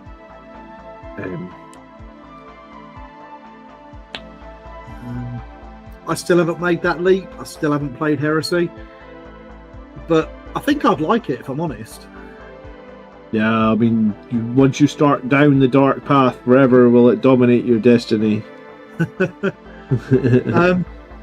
like, you know, when you're looking at it going, what would I need to do to actually play Heresy? You're like, actually not very much. I can't use my Primaris units, but I've already got shitloads of Heresy stuff that's now Legends from 40k anyway. I've got loads of Dreadnoughts on that. I mean, how many Contemptor Dreadnoughts have you got? Yeah, like 3. Siege Drill of Terra, super heavy tank, 2 super heavy tanks, Leviathan Dreadnought. Well, I don't even know, attack bikes, can they be used in Heresy? I'm not sure, if I'm honest. I've actually been proxying an attack bike as an Invader ATV, so like I suppose they're pretty similar in size, aren't they? Next time I go to Games Workshop, which is going to be next month, I should probably pick up an Invader ATV. I mean, I kind of don't want to, in that I've got 3 perfectly good attack bikes, but they're just not the same size. I'll tell you what people used to do, and I used to have one, but I actually sold it years ago, was putting wheels on an old land speeder. Oh, really? And turning those into buggies. Yeah, they're about the right size, and they look great. Oh, I'd love to see a photo, because I've got 2 land speeders that are just gathering dust, I guess. It's a pretty old conversion. I'm not the first one to do it. It's one of those, oh, that's clever, I'm going to do that too sort of things. No, I haven't seen that. Yeah, I'd love to. Like, I'll bug you about that to send me a picture. Because it's just a really fun way of doing it. And I don't like the Invader ATV because it looks like a Mario Kart. That's what was on our episode of things I hope go to Legends.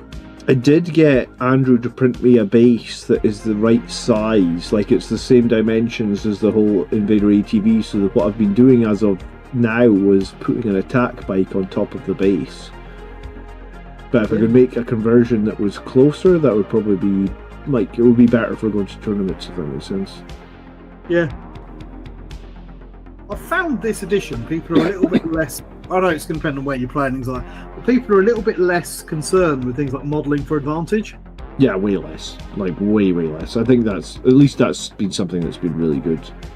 You know, because of the war gear changes and things like that, WYSIWYG's gone right out the window. As long as Thank God. It's so obnoxious. I can't imagine the removal of WYSIWYG. Like, I thought that, like, because people used to buy so much shit to WYSIWYG. Yeah. Like, I did for years. I was a massive kind of like WYSIWYG or go home. Yeah. No, I was the same. I didn't realise how freeing it would be to lose WYSIWYG. Yeah, no, it's been great. I have not missed it one bit. And I don't think it's ever come up in a game where, like, I've been like, oh, this, you know, my opponent has been able to get one over on me because he has a slightly different weapon than the model has on his hand. I've been using Heresy, Land Raiders, and all sorts of stuff like that because although they look quite different in size, they're not that much different in size. And I kind of, generally, the people I play against, if someone's going to get that bent out of shape that my Land Raider is ever so slightly taller than it should be, but ever so slightly thinner, then they're probably not someone I want to play against anyway. No, you're right. I mean, maybe the tournament scene has taken some at least in my local area. The last couple of tournaments I've been at, it's been like, I guess maybe I've just found a club. Like, I'm not part of the club, but they do tournaments and they're about probably like 40 miles from where I am. So it's like, to go to, like, if they're kicking off at 9 a.m, it's pretty easy for me to get there, right? You know, and not have to, like, stay overnight. So I've just found somewhere that does GTs that's like 40 miles away, and I guess their club is obviously a club that pride themselves on like everybody's just nice and friendly and there's no drama, and it's honestly been perfect for me. It's been like the last couple of events I've been at have just been great, right? Like no problematic games, everybody's really nice. At one of the events though, right, someone came up to me and he was like, "Hey John," you know, and like he's talking to me for 5 minutes, right? Like he really knows me. And like we're talking and I was like, "Dude, I am so sorry. Have we met before? And like, what is your name?" And he was like, "Oh no, dude, I've just been watching you on your Blood Angels Commander channel." I was like, "All right," because for a minute I'm like, you know, we've been talking for like 5 minutes. I'm like, have I ever met this guy? Yeah. I was like, but yeah, no, it was just like nice, friendly people, and that makes all the difference in 40K, I think. That's what we got into the hobby for. You know, none of us got into the hobby to be an absolute sweaty tryhard. No, that's true. We all got in because people we like play the game. Yeah. Fundamentally. You know, either you saw the game and you saw the way that people played it and you just sort of like, that's cool, oh, I like that, now I'm part of this community and that's cool, and things like that, you know. I remember getting my first models when I was about 6 or 7 years old, not knowing what I was going to do with them, and then when I was 8 years old I entered my first painting competition. You got into it really young, man. Yeah, well, it's just, I don't know what happened really. There was a little toy shop, because it wasn't a Games Workshop shop or anything like that. It was a toy shop not far from where I lived. And I remember going in there and just seeing things in there and thinking, oh, that's cool. And the guy that was running the shop was just sort of, here you go, have fun with this. Isn't that fun? And he used to run these little competitions and all this sort of thing. With really good prizes as well. So like, who were you with? Like your dad or who? Yeah, with I used to go with my mum. And because my dad still thinks it's a fucking stupid hobby. But I used to go with my mum, and I remember I got my first Warhammer Fantasy. My first big box was Warhammer Fantasy. And I got it because I won that painting competition, like the kids entry or something like that. And I won this big old starter set for Warhammer Fantasy. Oh, right on. 8 years old, I've got this ginormous box that I basically can't carry. And it was the community that got me in and then kept me in over the years. So, like, if you won this box when you were 8, we're talking like first edition Warhammer Fantasy, or was it second edition? No, this would have been early to mid 90s. So yeah, second edition Warhammer Fantasy then probably, right? Sorry? Second edition Warhammer Fantasy. No, I think it must have been about third or fourth actually, because it was the one with the Bretonians and Lizardmen. That's my next question. I was like, who was in this box set? It was the Bretonians and Lizardmen, whichever that was. And I think it was anyway. I definitely had that one, or it might have been the High Elf one. It might have been the High Elf one actually. But anyway, so it was like really early game, and I just had so much fun, and it didn't really change. I went to school and I talked to my mates about it, and they were all into it and having fun, and even now I run the little club at the school. I've got maybe 6 or 8 kids that go at the moment.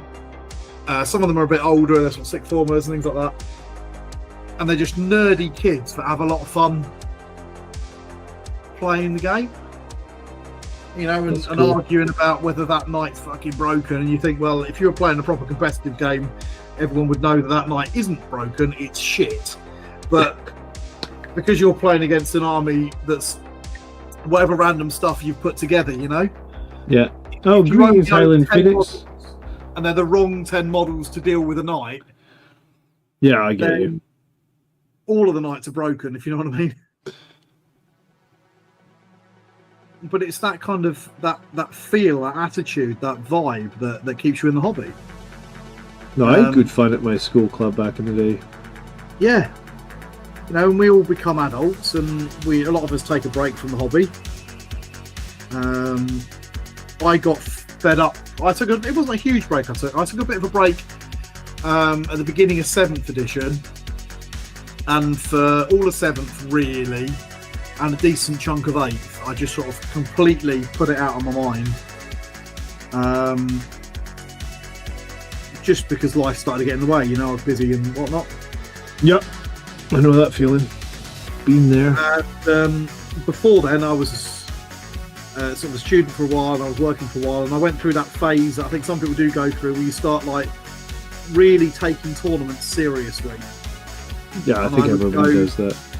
I travelled all over the country, and I even travelled abroad to play in tournaments. And I went through my sweaty try-hard phase.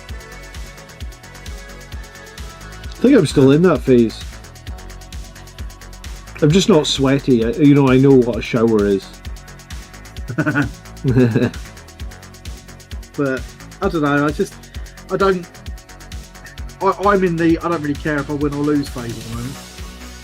Do you know, I was at a tournament with that Stormlance this year, and I had so much fun with such a silly list. So I think you can, at any point when you need a change of pace, if you're being a sweaty tryhard and you aren't winning events, sometimes it's just nice to just be like, right, I'm just gonna go and have fun, because that's what it's all about. It's how I tend to play all the time, and on average, I win more games than I lose. But I don't attribute that to my own tactical genius. I attribute that to my own incredible luck. And it's kind of the Orc system of I just believe I'm going to win, therefore I do. You know? Right, I'm going to roll these dice and just watch me roll 4 6s. There you go. That's glorious when that happens, isn't it?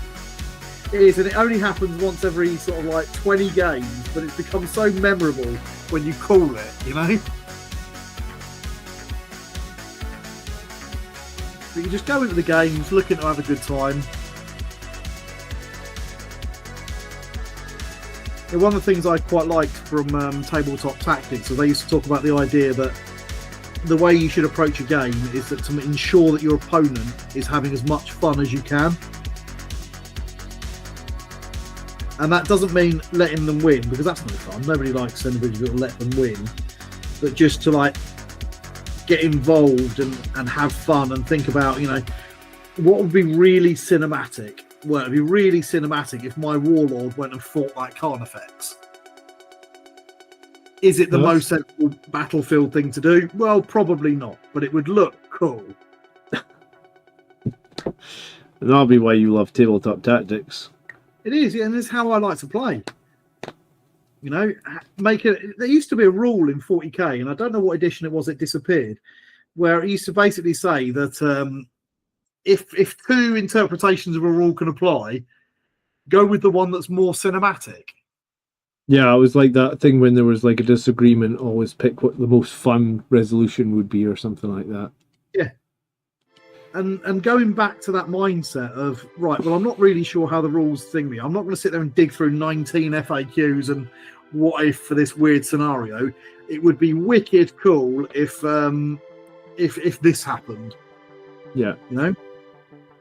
And to hell with whether it causes you to win or lose, because if it looks cool, it gives you a bit of a spectacle and a good story alongside it.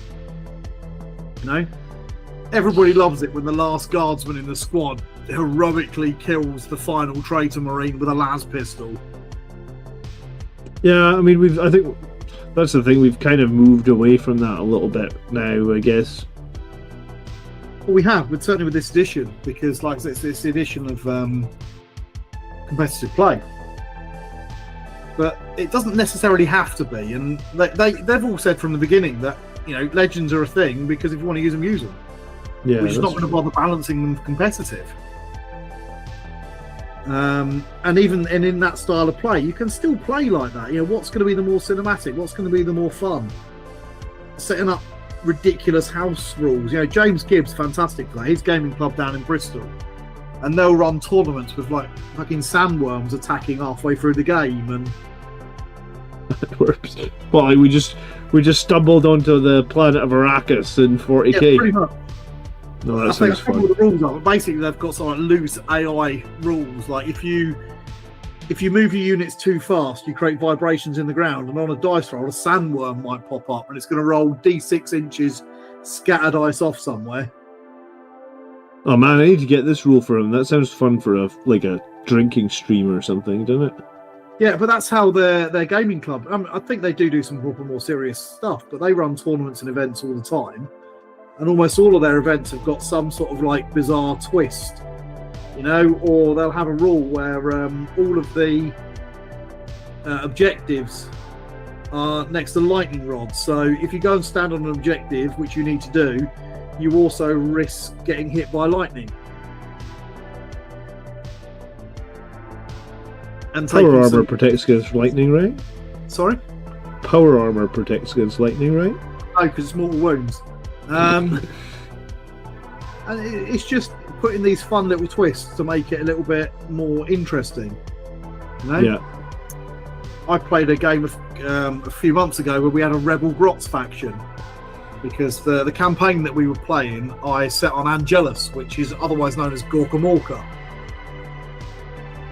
And the warp storm had cleared up, and it had made it accessible to transports for a while, and everybody was sort of a gold rush to get onto this planet. And I had rebel Grots factions in the game. So if you got too close to certain objectives, the Grots in there would start shooting at you, or things like that. And we can still have these fun games. It's just because it's not the default. Everyone's very focused on playing games that are more competitive. It's true.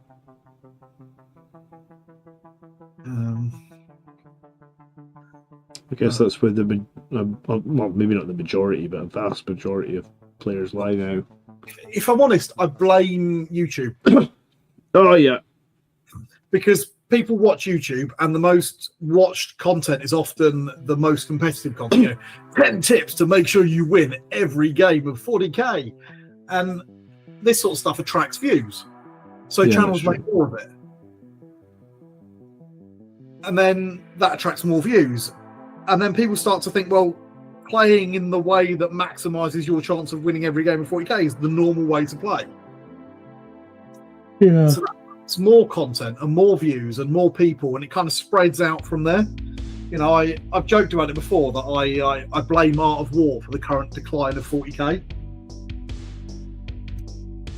Because they turned it into a professional sport.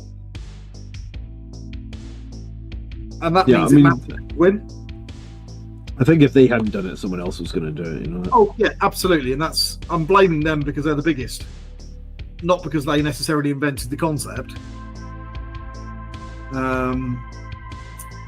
You've got a few of them out there. You've got Vanguard Tactics is another good example of that kind of hyper competitive, actually made a business out of training people to play what is effectively a fucking board game. Now, if you try to explain that to someone down the pub, like a classical pub, right? Think proper Scottish boozer. And you're like, what do you do for a living? And between all the Ockeyes and haggis eating, you're going, well, I professionally train people to win at board games.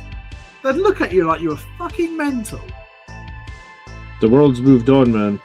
If you were somewhere near Glasgow, you'd probably get punched out just for being a weirdo.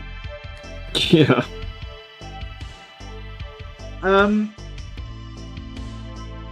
Still one of the only places where I've worked and had to not go in the pub. What, because the pubs of Glasgow are rough, or because of other reason? Oh yeah, absolutely that. Yeah. And at the moment I open my mouth and they realise I'm English, I'm in for trouble. I don't know if it's that bad, is it? I used to quite like going in Glasgow. Yeah, where I bloody staying was. Alright, okay, yeah. Do you know what the one thing about Glasgow is? The people in Glasgow don't take no shit from anybody, right? Like, there's that famous sketch. There's a famous sketch, thank you, from Kevin Bridges. Do you know Kevin Bridges? Yeah. The Scottish comedian. Have you seen his one about Glasgow and the one where he says he was at a bus stop at 2 a.m? I don't think I have, no. Oh, it's proper quality. And he does it because Kevin Bridges is from Glasgow.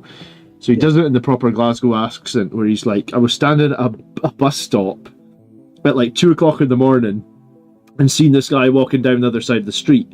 And he just hear, at 2 o'clock in the morning when you're standing at the bus stop, you don't want to speak to anyone. You don't want to be engaged by anyone, let alone in Glasgow, And he says the boy at the other side of the road goes like, "Oi, you!" And he's thinking, "Oh shit, is that me?" And he goes, "Oi, you fat boy!" he's like looking at himself. He's looking at the other people at the bus stop, and he's thinking like, "Am I the fat one here?" You know. And the boy crosses the road to the bus stop, and he goes, "Give me a quid, or you're getting stabbed." Right? And Kevin Bridges is like, look, and here's me, 2:00 in the morning, middle of Glasgow, thinking to myself, in this economy, this gentleman is offering me 1 quid or getting stabbed. Well, I guess I'm paying a quid, right? It's fucking quality.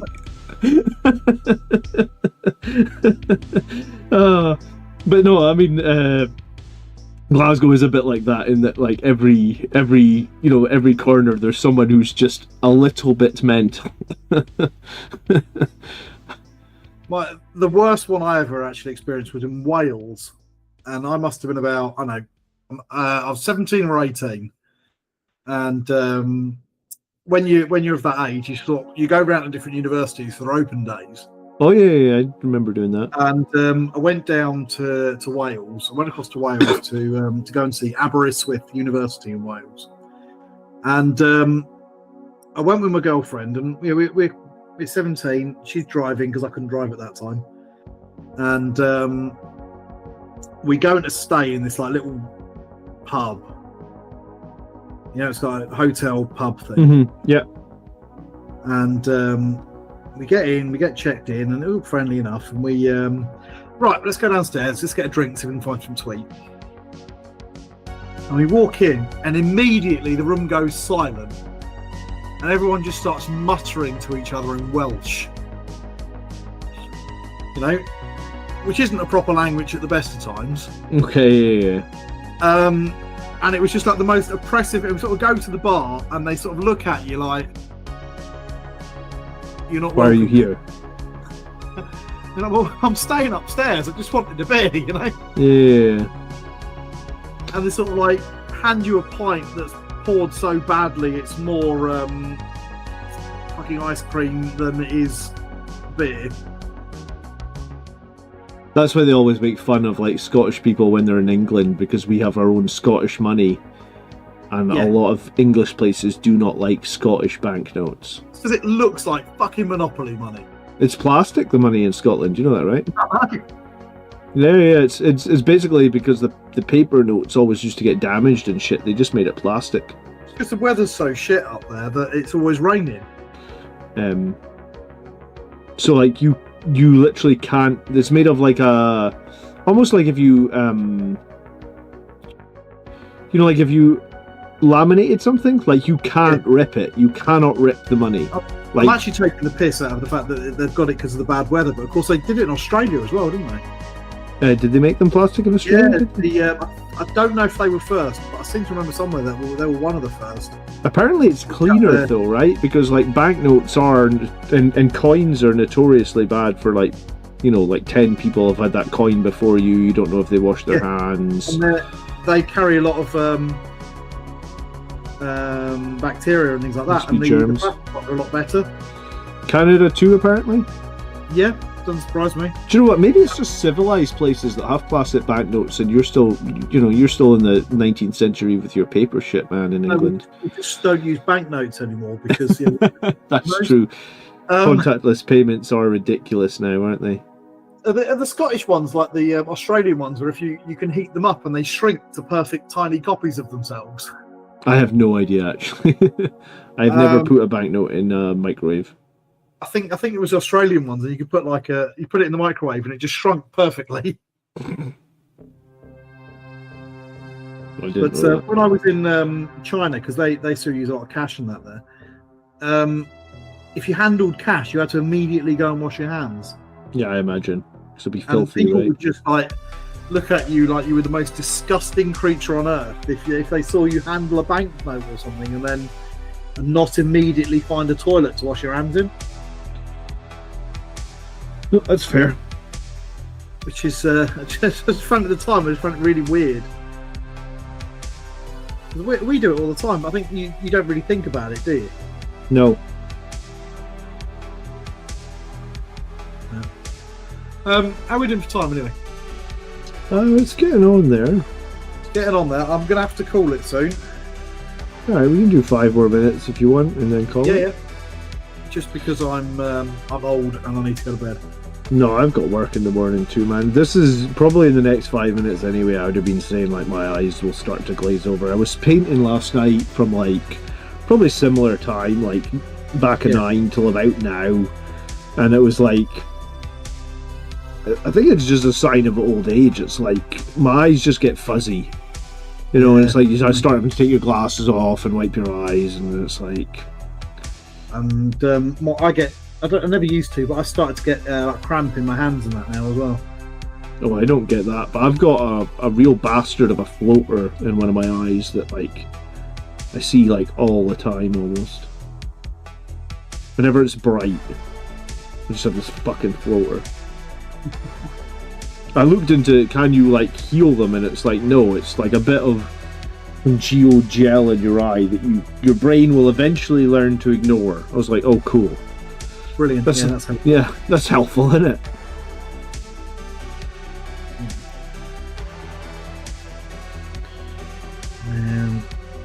It makes you like think about like life and stuff when it's like you get these medical things that are just like, oh, that's just because you're getting fucking old.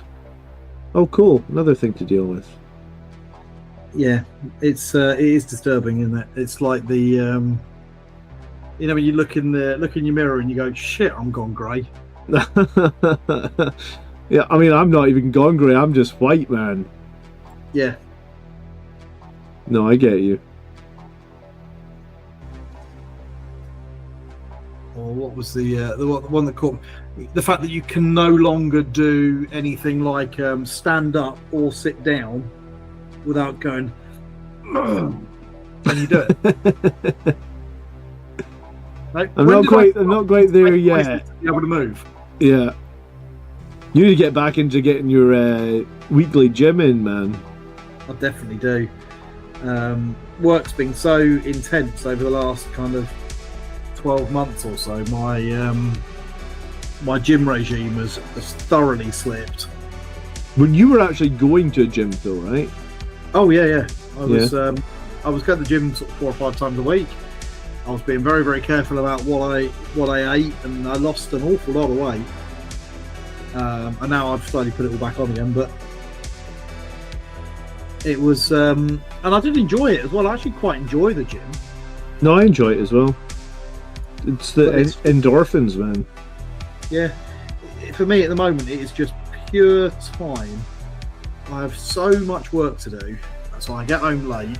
I sort dinner out, I play with my little boy, I put him to sleep, then I have some work to do, and it's like 9 o'clock, and if I'm lucky I'll get to sort of sit down and maybe rest at about 9 or 10 o'clock. Yeah. The trick I have now is to try and not fall asleep in the bed with my kids when I try and put them to bed, because they always want you to come into bed for a couple of minutes, and if you've been up too late, it's like, oh fuck, I fell asleep in my bed, because you know we lie in a dark room with them for 5 minutes till they go to sleep. I do it almost every day that I put my little boy to bed. I will fall asleep. And it's just pure hope. So we now have an agreement between my wife and I that right, I'm going to go and put him to bed. But if I haven't come back down by 9 o'clock... Yeah, you come wake me up. Yeah. Up. I know sometimes because I can hear my wife snoring. And I was like, oh God, she's fallen asleep. Yeah, same. Echoing through the hallway. It's like, oh, yeah, she's asleep. And then when you wake up like that, when you've only been asleep with them for like 10 minutes, it's like total discombobulation, because I guess your body's like, I'm asleep. I will try and go into a deeper sleep cycle because I'm fucking tired because I've been dealing with work and kids all day. And then like your body's trying to put you in that deeper cycle, and then you're like, oh, by the way, it's only 9 o'clock, I'm waking you up. And then there's just like a minute where you're lying there thinking, God damn it, I could have easily slept here for a few hours, but you know, I've got shit to do, so I'm glad I've been woken up. Yeah. And the other one is once you've done that as well, now you're not tired, and it's like 11 o'clock midnight or whatever, you're not really tired because you had that power nap. Yeah. And and you're lying in bed for an hour, man. The joys of life, eh? It's those little pleasures. Yeah, we are definitely getting old. This whole stream has just been us bitching and moaning about how old we are, how rubbish modern life is. Gonna say the 3 Grots get old will be the title of the next episode. How it was better in our day.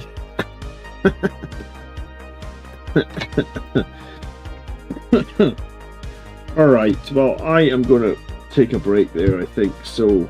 Yep. I've done a bit of trim. You got something done?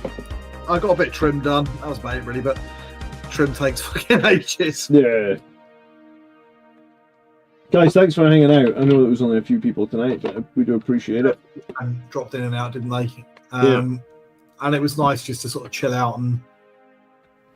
Yeah, our streams are always pretty chill. I don't know. We haven't got anything on for next week. Where are you next week? Are you going away or? It's because I've got the kids all week, man. I might be available, but the wife will be working, so it's just when she's working. So we probably won't do anything next week. So that'll be week after. Yeah, we'll figure something out. I still need to put that other video together, but I'm just not quite sure I'm going to write it yet. Yeah, we will figure something out. The Iron Hands detachment might be out by then. That could be a cool video. I do want to look at that. Because I think the White Scars and Iron Hands are getting. I do like that new White Scars White Captain. Yeah, so I don't think there's rules. The rules have been released yet, but yeah, I've no idea what he's going to be like from a gaming perspective. I just think he's cool. Yeah, so maybe we'll try and do that in like 2 weeks' time. That could be a fun stream. Yeah, absolutely. Right, so thanks everybody for watching and logging in and hanging out with us. Hopefully we've bored the tears off you. Yeah, we'll see you next time.